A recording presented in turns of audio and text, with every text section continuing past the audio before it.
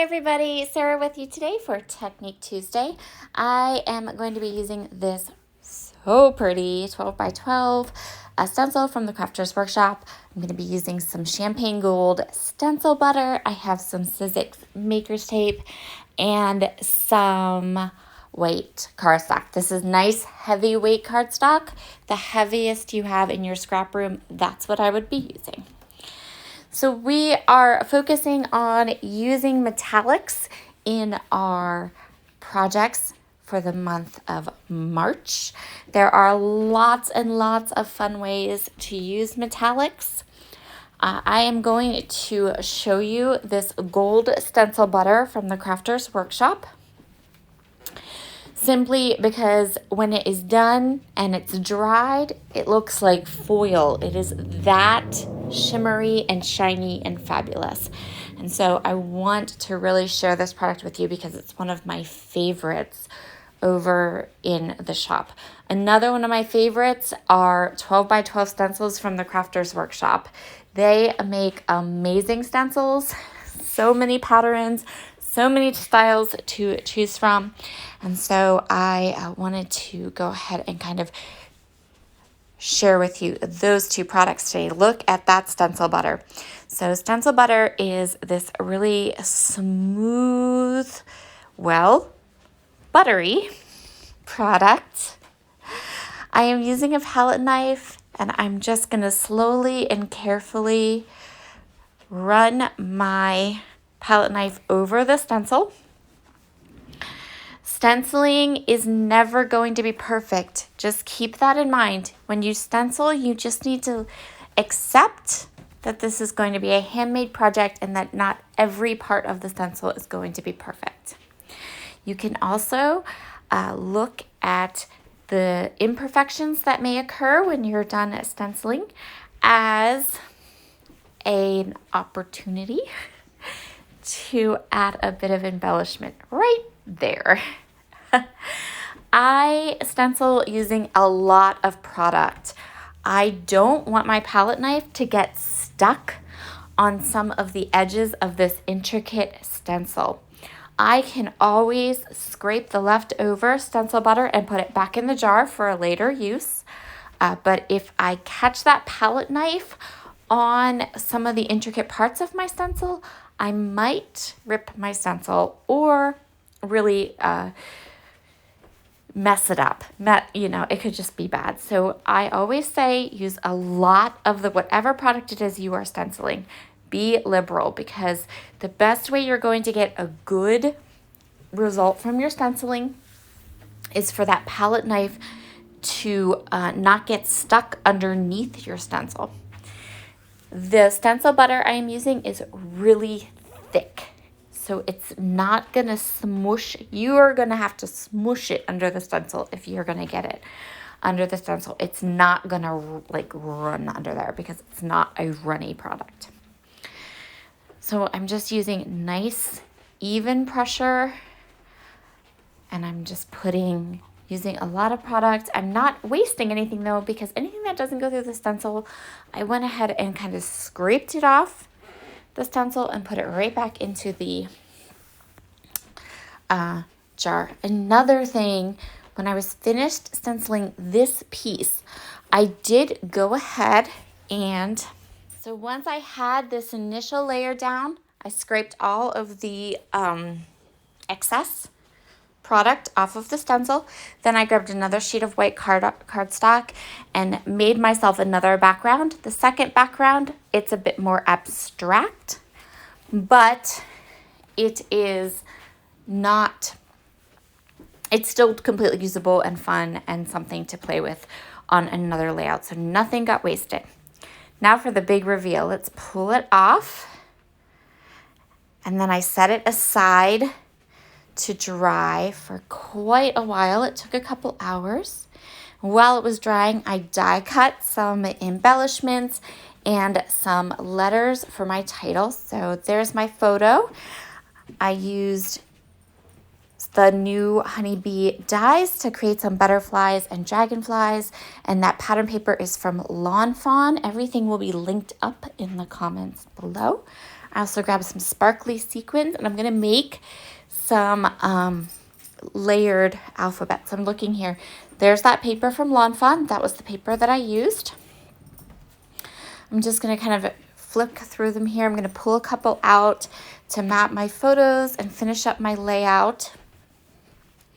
And then I'm going to show you the layout all finished. So I wanted to keep this video not super long.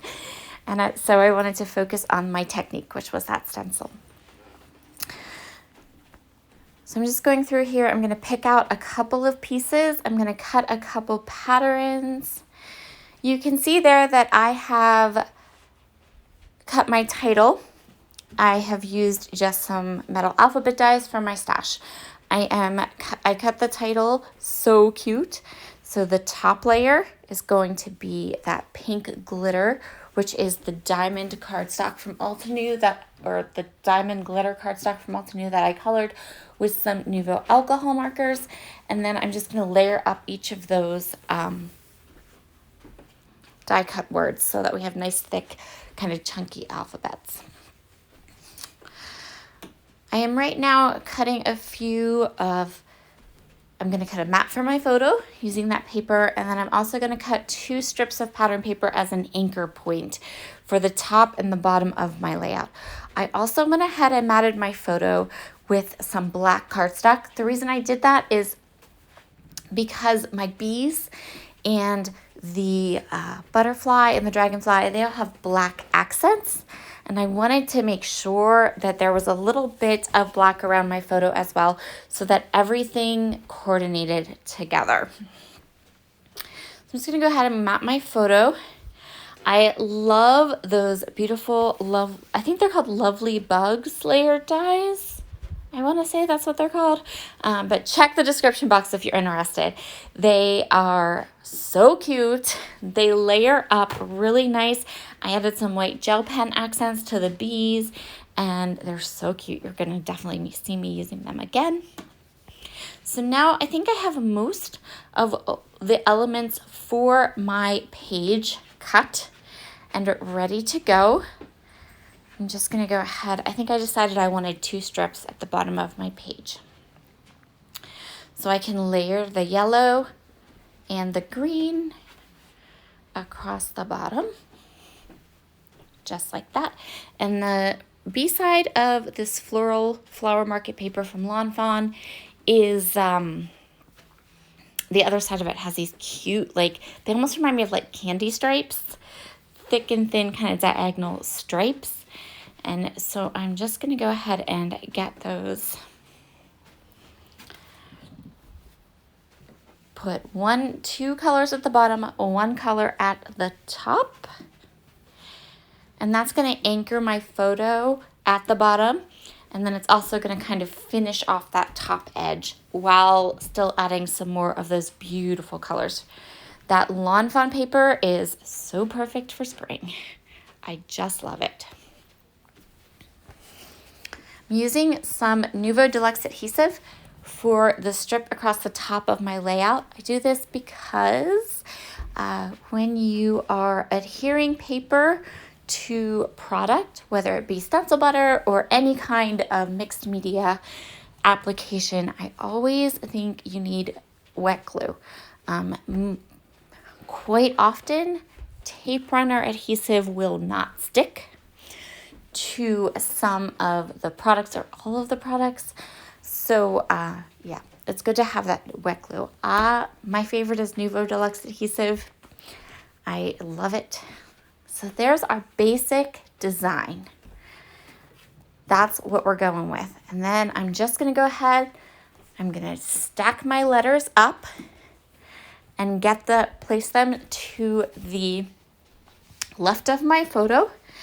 And then I'm going to place all of the sequins and the little die cut bugs. I'm going to have them kind of floating in, around, and among my stenciled area.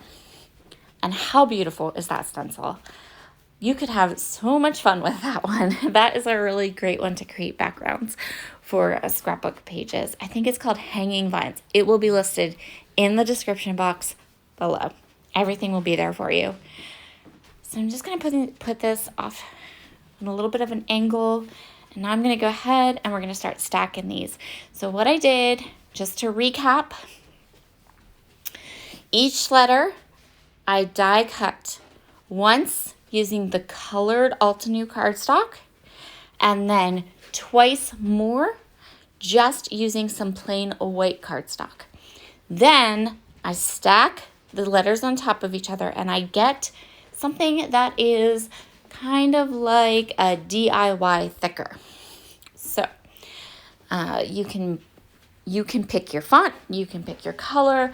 You're never going to run out of E's or O's doing lettering this way. They do take a little bit of time, but I think they're totally worth it because of the customization that you get and the fact that you're not running out of stuff. We don't need to Franken letter thickers. We can make any word we want so easily. This diamond glitter cardstock from Altenew, you can color it with any color you like. So I use the broad tip on my alcohol markers. I don't use this fine tip because I use the fine tip to draw and I don't want to ruin the tip. And this is like a real bumpy kind of, this isn't a smooth surface. It's a rough surface. So just use your broad tip. And unless you use your broad tip all the time, whatever side of your alcohol marker you use the less. That's the one you want to be using for this. I guess that's the best way to put it. I use a broad tip. So yep, just gonna go ahead. I'm going to stack all of these letters up. And here is our finished page. So you can see how I scattered the bugs, the dragonflies, the butterflies, the bees, the sequins, and then I just adhered everything down. And I love how this layout came out. I love those beautiful spring colors. This is an older photo. It's a photo of my brother and sister. And it's so cute. I kind of Facebook stole this photo from my sister. It was adorable. So here are all the close-ups, and I will see you again soon or next month for another Technique Tuesday. Bye.